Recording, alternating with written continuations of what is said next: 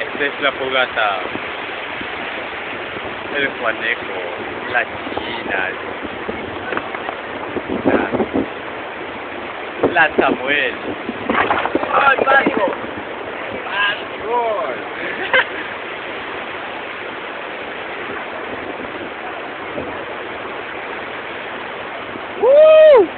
Se prendió la fogata.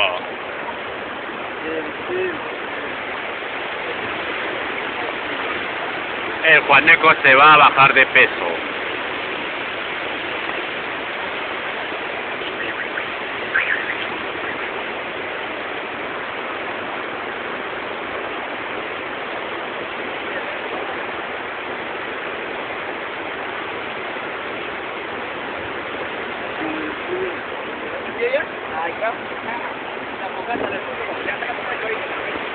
Saca tu pancho.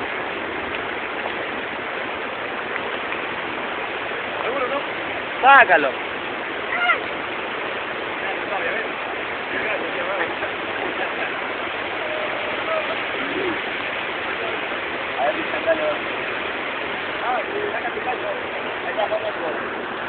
Bien. Ahora saca tu pancho.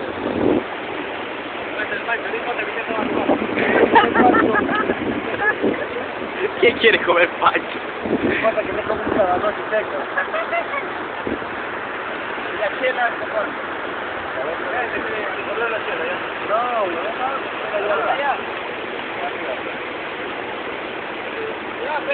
No, lo ves, digo. ¿Sabes con el manicero?